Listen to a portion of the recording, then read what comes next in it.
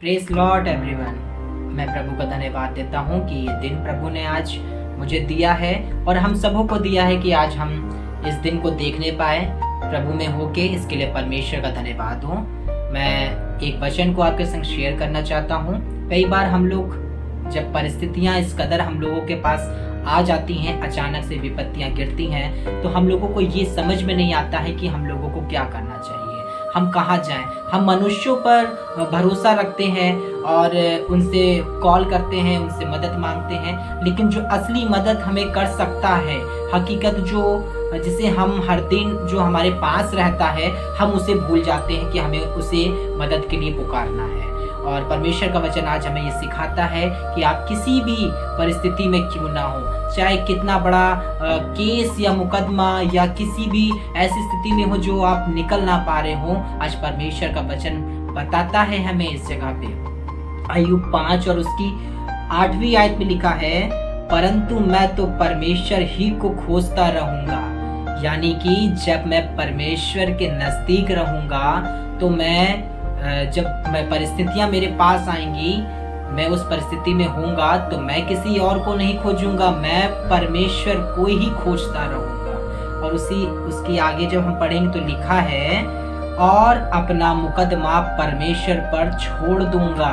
यानी कि यदि आज आप किसी केस में हैं, यदि कोई परेशानी में है जो आप नहीं निकल पा रहे हैं, तो परमेश्वर का वचन हमें बताता है कि हम यहाँ से, इस मुकदमे से परमेश्वर हमें बाहर निकालेगा, इस लड़ाई से परमेश्वर हमें बाहर निकालेगा। और आगे लिखा है, वो तो ऐसे बड़े बड़े काम करता है जिनकी था नहीं लगती। परमेश्वर इतने बड़े बड़े कार्य करता है जो हम लोग अपने जीवन में सोच भी नहीं सकते हैं, और हम लोग ने सोचा भी नहीं होगा कि ये ऐसा भी हो सकता है, क्योंकि हमारा परमेश्वर असंभव को संभव करने वाला परमेश्वर है। हमारा परमेश्वर लाल समुद्र को 2 भाग करने वाला परमेश्वर है, उसमें से रास्तों को बना देने वाला परमेश्वर है। और आज आप किसी भी परिस्थिति में क्यों ना हो, सबसे पहले आप परमेश्वर का धन्यवाद दें, उस परिस्थिति के लिए धन्यवाद दें। और वो जो विपत्ति आप पर आई है, जो आप उस समय नहीं निकल पा रहे हैं, उसके लिए परमेश्वर का धन्यवाद दें और परमेश्वर को पुकारें। परमेश्वर का वचन आगे बताता है, वो तो ऐसे बड़े बड़े काम करता है जिनकी था नहीं लगती, और इतने आश्चर्य कर्म करता है जो गिने नहीं जाते।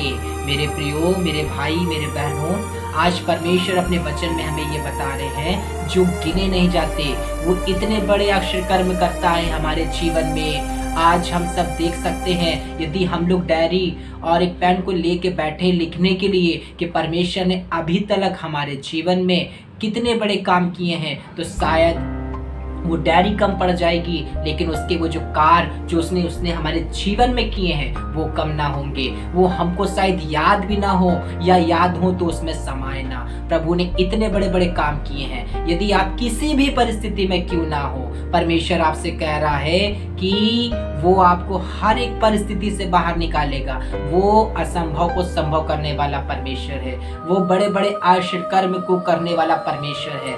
सिर्फ आपको जरूरत ये है कि उस परिस्थिति में आप परमेश्वर का धन्यवाद दें, आप परमेश्वर को पुकारे, आप परमेश्वर पे विश्वास रखिए। परमेश्वर का वचन बताता है कि धर्मी जन की प्रार्थना से सब कुछ हो सकता है, जब आप एक विश्वास के साथ परमेश्वर के निकटता में जाते हैं, परमेश्वर से प्रार्थना करते हैं, अपने घुटनों को टेकते हैं और हे अब्बा, हे पिता कह के पुकारते हैं, तो परमेश्वर आपकी आवाज को सुनता है। परमेश्वर आपको उस परिस्थिति से बाहर निकालता है, और उस समय आपका जब उस परिस्थिति से बाहर निकलेंगे तो परमेश्वर की करुणा को अपने जीवन में देखेंगे, उसकी दया को अपने जीवन में देखेंगे, और ये देखेंगे कि परमेश्वर ने किस तरीके से उस समय जब आप परमेश्वर को भूल गए थे, आप परमेश्वर को नहीं पुकार रहे थे, तो आप परिस्थिति में फंसे थे, लेकिन जब किसी ने आपको बताया या आपको याद आया कि सब कुछ तो मैंने करके देख लिया है, कुछ भी मुझे समझ में नहीं आ रहा, कोई भी रास्ता नजर नहीं आ रहा, लेकिन जब परमेश्वर के वचन को आपने पढ़ा तो परमेश्वर ने उस असंभव को संभव कर दिखाया, जो शायद थोड़ी देर पहले या 2 दिन पहले आपको नहीं समझ में आ रहा था कि मैं परिस्थिति से कैसे बाहर निकलूं, लेकिन परमेश्वर ने कर दिखाया। इसीलिए वचन बताता है कि और इतने अश्रकर्म करता है जो गिने नहीं जाते। सचमुच हमारा परमेश्वर बहुत भला परमेश्वर है, बहुत ही अनुग्रहकारी है। वो महाराज धीराज परमेश्वर है, उसके लिए कोई भी कार्य छोटा नहीं है।